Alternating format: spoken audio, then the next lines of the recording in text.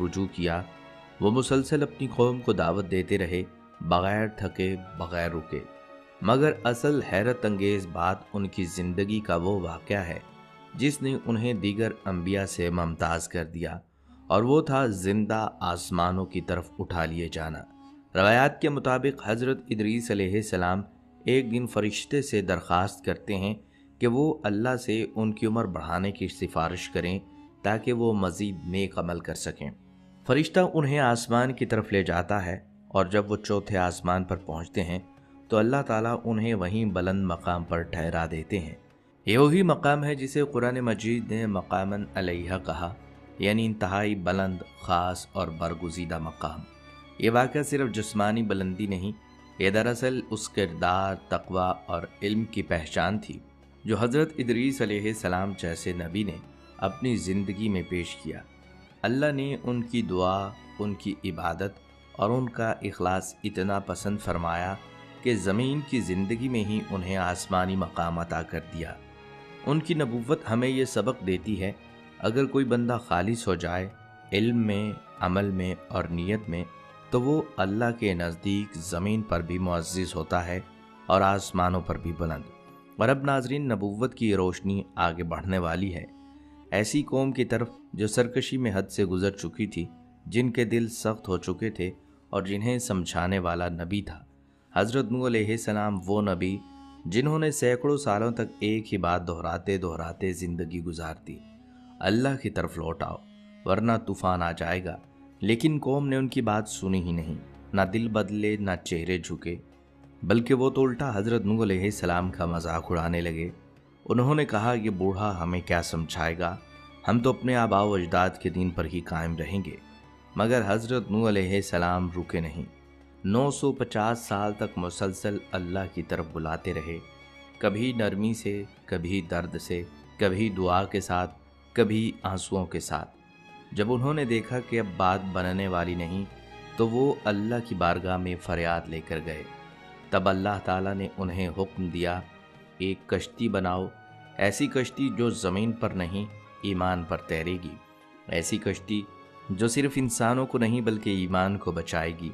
حضرت نوح علیہ السلام نے جنگل میں، بیاباں میں کشتی بنانا شروع کی۔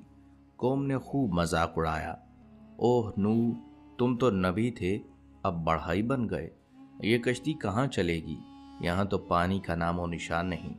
لیکن پھر اللہ کا وعدہ پورا ہوا، زمین کے اندر سے چشمے پھوٹے، آسمان برسنے لگا، وہی لوگ جو ہنستے تھے اب پانی میں ڈوبنے لگے، بس وہی بچے جو ایمان لائے اور کشتی میں سوار ہو گئے تھے۔ یہ طوفان صرف پانی کا نہیں تھا، یہ ایک نظام کا طوفان تھا جو اللہ کے مقابل سر اٹھانے والوں کو بہا لے گیا۔ کشتی آخر کار ایک پہاڑ پر جا ٹھہری جسے جودی پہاڑ کہا جاتا ہے، اور وہاں سے نسل انسانی کا نیا دور شروع ہوا۔ حضرت نوح علیہ السلام کی زندگی ہمیں سکھاتی ہے کہ جب وقت کی لہریں بغاوت پر چڑھ دوڑیں تو نجات صرف ایمان کے تختے پر ہی ملتی ہے، اور جب پانی تھما، زمین نے سقوط پایا، تو نبوت کا قافلہ ایک اور قوم کی طرف بڑھا، ایسی قوم جسے اپنی طاقت، اپنے جسم، اپنی بستیوں اور اپنی عمارتوں پر ناز تھا۔ ان کے درمیان اللہ نے بھیجا ایک ایسا نبی جو تنہا تھا لیکن ایمان سے بھرا ہوا تھا۔ یعنی اب ہم ذکر کریں گے حضرت ہود علیہ السلام کا، جو قوم عاد کی طرف مابعوث کیے گئے اور جنہوں نے اپنی سادہ سی آواز میں طاقتوں کو للکارا، اللہ کی بندگی کرو، وہی تمہارا رب ہے۔ قوم نوح علیہ السلام کے بعد زمین پر انسانوں کی تعداد بڑھنے لگی، وقت گزرا، نسلیں آگے بڑھیں، لیکن پھر انسان وہی پرانی غلطی دہرانے لگے، اللہ کو بھول کر خود کو خدا سمجھنے لگے۔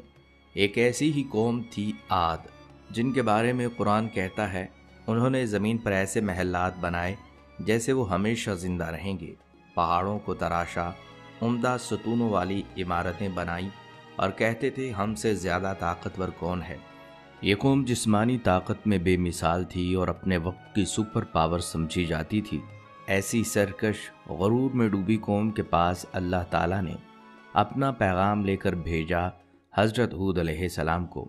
حضرت ہود علیہ السلام نہایت سادہ، نرم خو اور راست گو انسان تھے۔ انہوں نے اپنی قوم کو پکارا، صرف اللہ کی بندگی کرو، اس کے سوا تمہارا کوئی معبود نہیں۔ یہ جو تم غرور میں مبتلا ہو، یہ طاقت تمہیں نہیں بچا سکے گی۔ مگر قوم نے ان کی ایک نہ سنی۔ کہنے لگے، کیا تم چاہتے ہو کہ ہم اپنے باپ دادا کے دین کو چھوڑ دیں؟ تم تو ہم جیسے ہی انسان ہو، کیوں مانے ہم تمہاری بات؟ حضرت ہود علیہ السلام نے انہیں سمجھایا، میں تمہیں